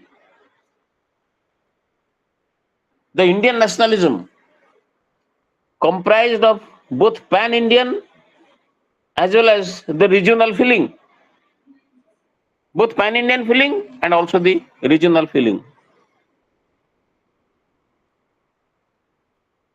And today it is widely recognized that India is a multinational state. During the anti-colonial struggle, Indian nationalism was predominant and subnational regionalism was subdued. However, even then, leadership had been making limited use of nationalism to mobilize the masses. That is the revival of, for example, Ganpati festival, the cult of Shivaji by Tilak in Maharashtra. So overall, however, during the colonial period, regional forces were largely dormant as they were not well organized. And moreover, at that time, the overarching goal of the Congress-led anti-colonial movement was to attain freedom from the British domination. So what was then, this is the condition of, prior to independence. During the 1950s to 60s, in the immediate aftermath of decolonization or independence, regional problems emerged primarily in the form of regional pressures and regional movements. Federalism has been accepted as a form of institution which was enshrined in the Constitution as a recognition of the regional heterogeneity of India, because our constitutional fathers could feel that only a federal setup can fit into our system because it has a varied, diversified culture, religion, language, and all that. So they have thought in terms of a federation. And as per the adherence to this concept of cooperative federalism regarding the allocation of constitutional powers between the center and the states, making them interdependent. So it was due to an urgent need felt among the members of the Constituent Assembly to assuage communal sectarianism, to deal effectively with acute food crisis, to integrate the princely states into India, to undertake the tasks of initiating and implementing the policies for industrial and agricultural development, etc. So the immediate problems after the independence was how to consolidate the country, how to find out unity among diversity, how to address to various problems confronted by the newly born independent state.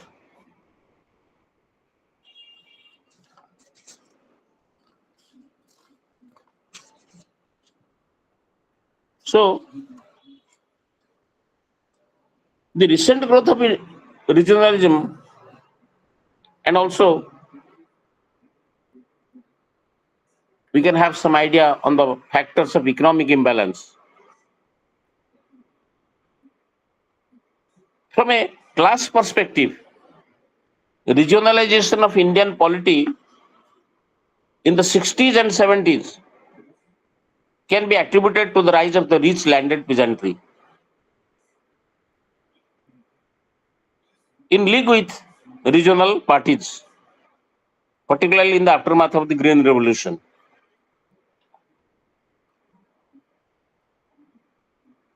Besides accentuating the center-state conflict, the emergence of a new class force led to the growth in the inter-regional tensions.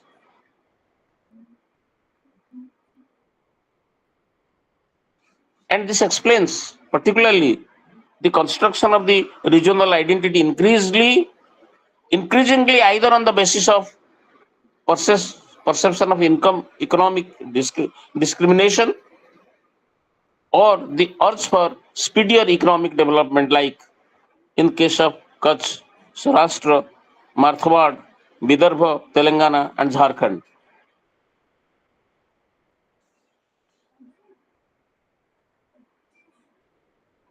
The very process of the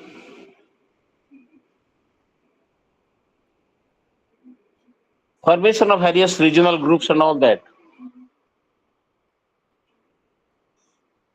and also various the formation of various political identities in the regions with their unique ethnic, cultural, and demands and connotations. It can be correlated with the process of the implementation of the public policies, which are supposedly aimed at bringing about regional balance.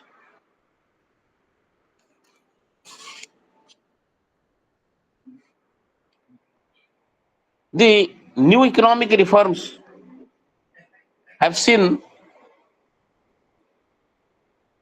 the federal government withdrawing from its role of regulation of the political economy of development.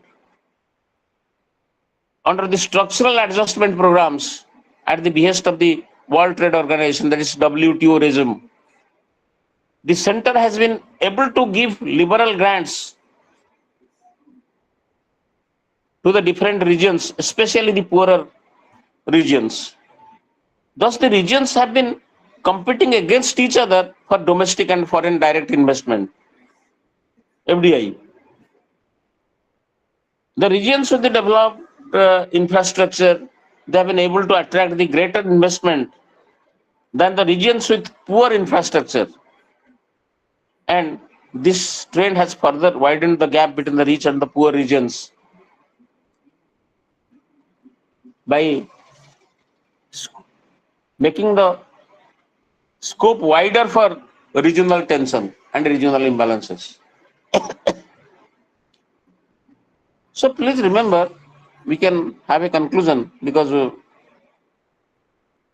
regionalism is not secessionist.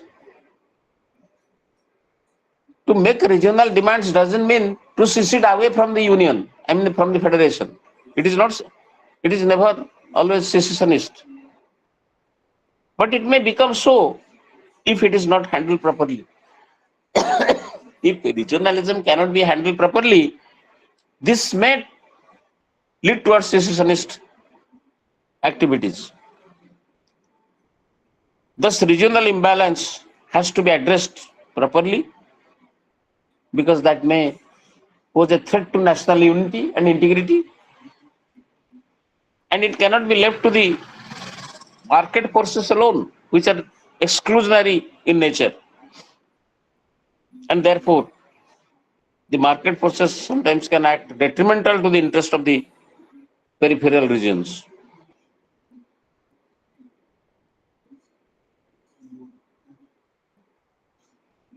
So if we can take a very positive stand.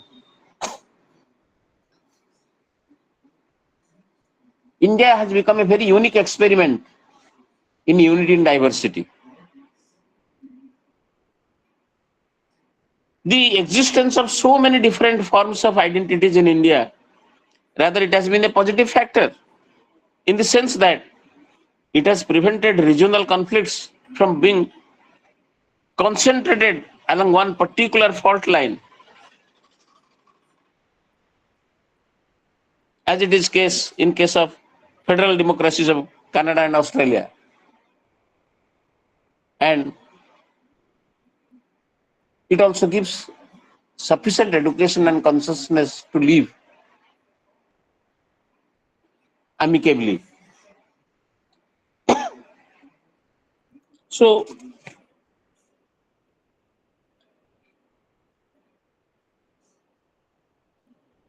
The political economy of regionalism is most important.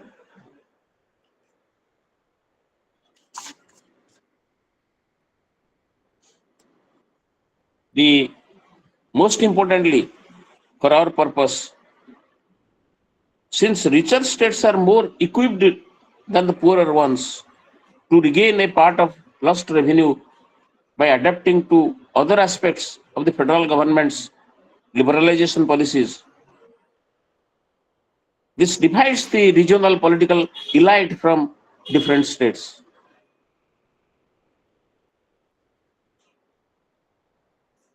So, while effecting a series of incremental fiscal reforms, the emphasis since 1991 has been on increasing foreign direct investment as well as portfolio equity investment (PEI) by resorting to the neoliberal policies of privatization, deregulation, and decontrol. So, in the process, as different states they fight against each other for FDI and PEI, that is portfolio equity investment, the original model of cooperative federalism based on the idea of intergovernmental cooperation, it has increasingly given way to inter-jurisdictional competition. Okay, this is a very interesting chapter and also a very technical issues are involved in this. Regionalism is nothing new in India, started in the British days, but also still continues to be present in the post-independent era. So we can expect questions like concepts of region and regionalism. Maybe a question that what do you mean by regionalism and all that? What are the factors for the growth of regionalism? Then what are the different theoretical perspectives on the nature of regionalism in India? Then identify the basis of the formation of the regional identities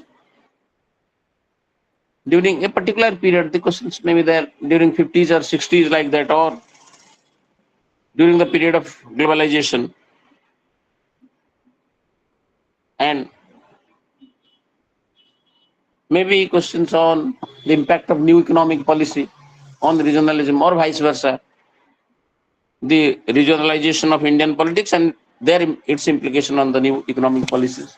Like there can be many such questions and all that. Okay. I close up with this discussion. Because it's already 7 o'clock. So thank you for the patient listening. We shall discuss the other things in the other class. Also, few questions like this we can have discussion. Okay, thank you. So I think it's time I should leave, quit this platform. Okay? Hello? Okay, thank you very much for the patient listening. Okay, thank you.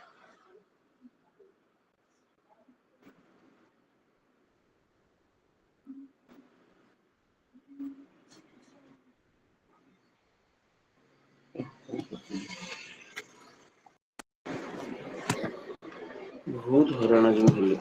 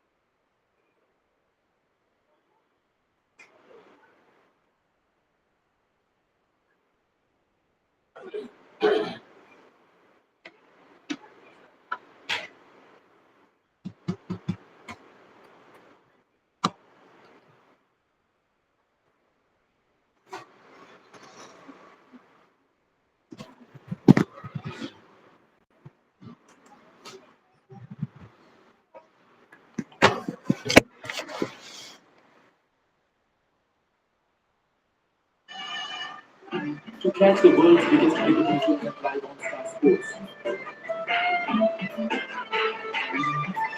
Subscribe to Star Sports 1.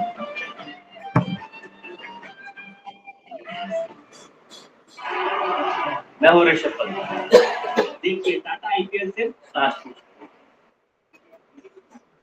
हम कौन से स्पष्टता सुनाए शिवानंद आप से जुड़े हुए senior reporter नुआदिल्ली Shivanand विवेक अनुଯାୟୀ ମତ ରଖିବା ପାଇଁ ସଦସ୍ୟ ମାନଙ୍କୁ ବିଜେଡି ତରଫରୁ କୁହାଯାଇଛି ଯାହା ସସ୍ମିତ ପାତ୍ର ତାଙ୍କ ବିବେକ ଅନୁଯାୟୀ ତାଙ୍କ ମତାମତ କଣ ଏକ ତାରିଖ ମତାମତ ଭିନ୍ନ ଥିଲା ଆଜିର ମତାମତ ଭିନ୍ନ ଯାହା କୋର୍ଟରେ ଆସିଛି ତାଙ୍କ ବିବେକ ଅନୁଯାୟୀ ମଧ୍ୟ ମତ ସଦସ୍ୟ ରଖିସାରିଲେ ଆଜି ସାଂସଦ ମାନେ ତାଙ୍କ ବିବେକ ଅନୁଯାୟୀ ମତ ରଖିଲେ ନା ନାହିଁ ନା ସେଠି ବି ବର୍ତ୍ତମାନ ପର୍ଯ୍ୟନ୍ତ ବି ଅସ୍ପଷ୍ଟତା ରହିଛି।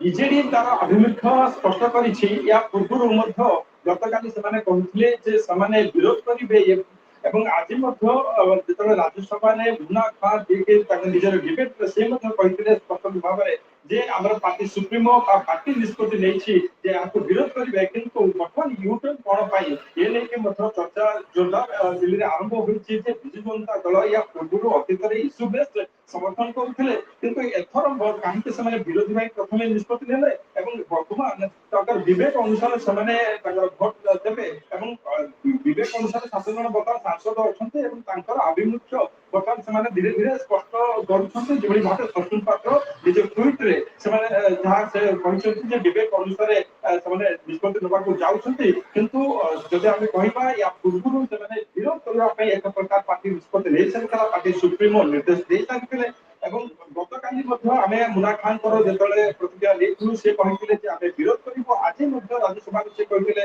ଯେ ଆମେ ବିରୋଧ କରୁଛୁ କିନ୍ତୁ ହଠାତ୍ କିଛି ସମୟ କିଛି ଘଣ୍ଟାର ପରେ ତାଙ୍କର ପରିବର୍ତ୍ତନ ହଉଛି ନିଷ୍ପତ୍ତି ଆକୁ ନେଇକି ନିଶ୍ଚିତ ଭାବରେ ଗୋଟେ ପ୍ରକାର ରାଜନୈତିକ ବୟାନବାଜି ଆରମ୍ଭ ହୋଇଛି ଏଠାରେ ଏବଂ ଭାରତୀୟ ଜନତା ପାର୍ଟି ପାଖରେ ମଧ୍ୟ ରାଜ୍ୟସଭାରେ ସଂଖ୍ୟାଗରିଷ୍ଠତା ଅଛି ଏବଂ ଆପଣ ଜାଣିଛନ୍ତି ୟା ପଛରେ କିଛି ଷ୍ଟ୍ରାଟେଜି ଅଛି ନା ଇଏ ଗୋଟେ ବାଧ୍ୟବାଧକତା ରାଜନୈତିକ ବାଧ୍ୟବାଧକତା ଏବଂ ତା ସହିତ ଆଉ ଗୋଟେ ପ୍ରଶ୍ନ ବି ରଖିବା ପାଇଁ ଚାହିଁବି କିଛି ରୋଚକ ଦୃଶ୍ୟ ରାଜ୍ୟସଭାରେ ଯେତେବେଳେ ବିଲ୍ ପାସ୍ କରିବା ସମୟ ଆସିବ ଦେଖିବା ପାଇଁ ମିଳିବନି ତ ଯୋଉ 7 ସାଂସଦ ଅଛନ୍ତି ପୂର୍ବରୁ ଆମେ ଦେଖିଛେ ଯେ ଅନେକ ସମୟରେ ସରକାରକୁ ପ୍ରସଙ୍ଗ ଭିତ୍ତିକ ସମର୍ଥନ ବି କେନ୍ଦ୍ରର ଏନଡିଏ ସରକାରକୁ ଦେଇଛନ୍ତି ଏଠି ସପକ୍ଷରେ ସବୁ ଭୋଟ ପଡିବନି ତ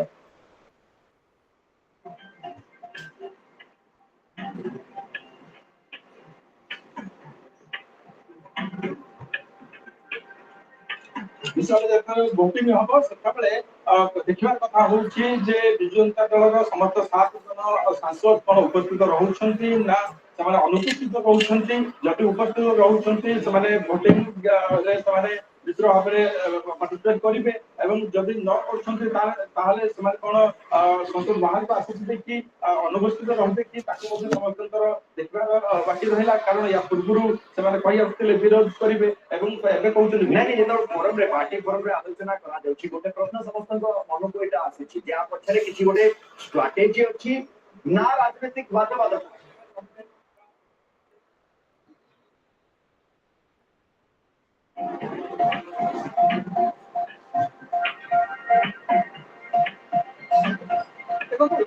ଯେତେବେଳେ ଭାରତୀୟ ଜନତା ପାର୍ଟି ଏଭଳି ଯେତେବେଳେ ସରକାର କିଛି ବଡ ନିଷ୍ପତ୍ତି ନିଅନ୍ତି ବା ଏମିତି ସମସ୍ତ ସହଯୋଗୀ ମାନଙ୍କ ସହିତ ଆଲୋଚନା କରନ୍ତି ବିରୋଧୀ ମାନଙ୍କ ସହିତ ଆଲୋଚନା କରନ୍ତି ବିଜୁ ଜନତା ଦଳ ସହିତ ମଧ୍ୟ ଆଲୋଚନା ହୋଇଛି ୟା ପୂର୍ବରୁ ଅନେକ ବିଲରେ ଆଲୋଚନା କରିଛନ୍ତି ଏବଂ ତାଙ୍କର ସମର୍ଥନ ମଧ୍ୟ ପାଇ ଆସୁଛନ୍ତି ଏଥର ମଧ୍ୟ ଚଳିତ ଥର ମଧ୍ୟ ଆଲୋଚନା ହୋଇଛି ଏବଂ ତାଙ୍କର ସମର୍ଥନ ମଧ୍ୟ ଆଶା ରଖିଥିଲେ କିନ୍ତୁ ନିଷ୍ପତ୍ତି ହୋଇଥିଲା ବିଜୁ ଜନତା ଦଳର ସେମାନେ ସମର୍ଥନ କରିବେ ନାହିଁ ବିରୋଧ କରିବେ ସେ ଅନୁସାରେ ସେମାନେ ପ୍ରତିକ୍ରିୟା ମଧ୍ୟ ୟା ପୂର୍ବରୁ ଦେଇ ଆସିଥିଲେ ପାର୍ଟି ସୁପ୍ରିମୋ ମଧ୍ୟ କହିଦେଇଥିଲେ ଯେ ତା ବିରୋଧ ପାର୍ଟି କରିବ କିନ୍ତୁ ହଠାତ୍ କିଛି ଘଣ୍ଟା ପରେ ସେମାନଙ୍କର ଯେହେତୁ ୟୁଟର୍ନ ଆସୁଛି ବା ଆଭିମୁଖ୍ୟର ପରିବର୍ତ୍ତନ ଆଭିମୁଖ୍ୟକୁ ନେଇ ତମାମ ପ୍ରଶ୍ନ ଭିତରେ ଏବେ ସମସ୍ତଙ୍କର ଅପେକ୍ଷା ଯେତେବେଳେ ବିଲ୍ ପାସ୍ ହେବାର ସମୟ ଆସିବ ରାଜ୍ୟସଭାରେ ସେ ସମୟରେ ଆଭିମୁଖ୍ୟ ପ୍ରକୃତରେ କଣ ରହୁଛି ଭୋଟିଂ କୁଆଡେ ଯାଉଛି ତାପରେ ସମସ୍ତଙ୍କର ନଜର ରହିବ କାରଣ ବର୍ତ୍ତମାନ ସୁଦ୍ଧା ତ ସେ ସପକ୍ଷବାଦୀ ହୁଅନ୍ତୁ ବିପକ୍ଷବାଦୀ ହୁଅନ୍ତୁ ସମସ୍ତେ ଦ୍ୱନ୍ଦ୍ୱରେ ଯେ ବିଜେଡିର ଆଭିମୁଖ୍ୟ କଣ ହବ କାରଣ ଦୁଇଟି କଥା ବା ଦୁଇଟି ସ୍କୁଲ ଅଫ ଥଟ୍ସ ସାମ୍ନାକୁ ଆସି ସାରିଲାଣି ଆମ କିଛି ଘଣ୍ଟା ଭିତରେ ବହୁତ ଧନ୍ୟବାଦ ସ୍ଥିତି ଉପରେ ନଜର ରଖୁଥାଉ ସ୍ୱାଗତ अपराह्न 4टा सकाल 7टा 15 घंटार माराथन आलोचना जोरदार तर्क वितर्क दुईटी गुरुत्वपूर्ण बिल उपर बाजिला विधानसभा भवन। दीर्घ 2 दशंधि परे राज्य व्यवस्थापिका इतिहास रे नुआ पत्र जोड़ी राति तमाम ग्रुप चलवा नहीं जोरदार चर्चा। तो आसंतु देखिबा केमिति थिला मोहन सरकार प्रथम पूर्णांग बजेट अधिवेशन शेष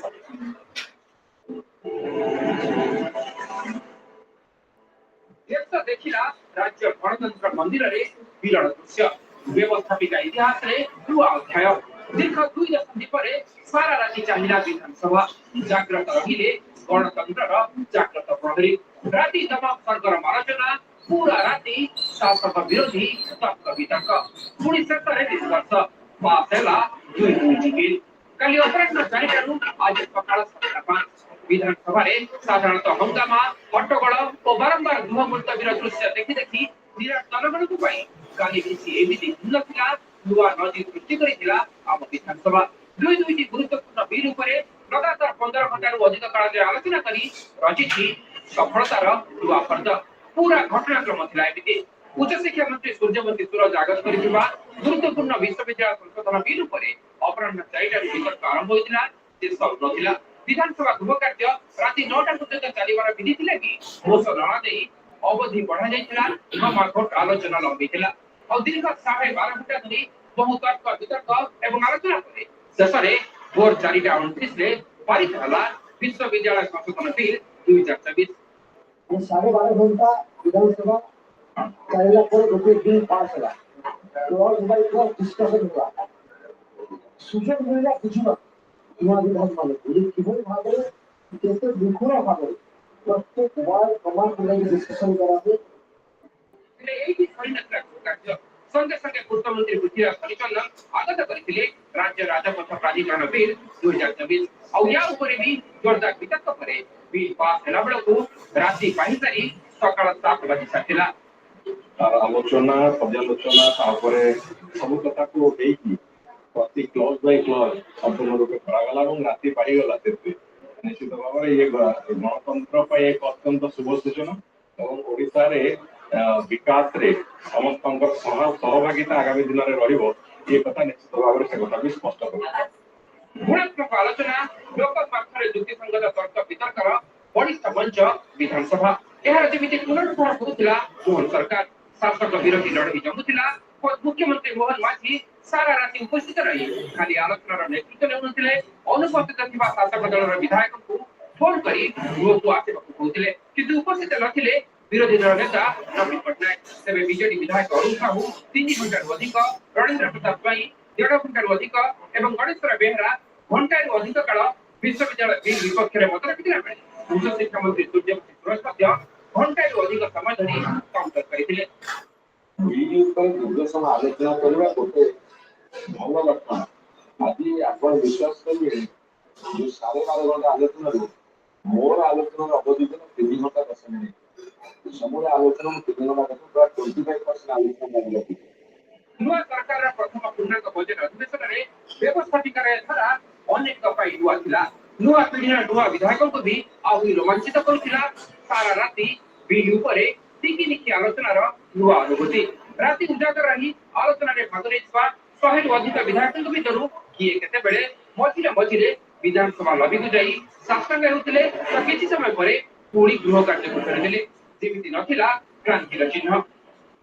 मते मधुर अनुभूति बोली मु कहबी कारण प्रथम थर पई मु विधायक आसला परे मु जहा पूर्व सुनिथिली जे विधानसभा राति तमाम चाले आज देखिलु तमाम चालिला आम पाई गोटे बड़ अनुभव थिला एवं मते लागिला कि विधानसभा रे पूरा राति उजागर रहुतवा विधायक मान को देखि लागिला कि ये विधानसभा रे थिबा सब सदस्य माने पूरा फिट पूरा राति सारा उजागर रहिथिबे देखुथि आपण कहा मोहरे लेस मात्र माने राति अनिद्रा छाप नाही समस्त खुशी अछंती।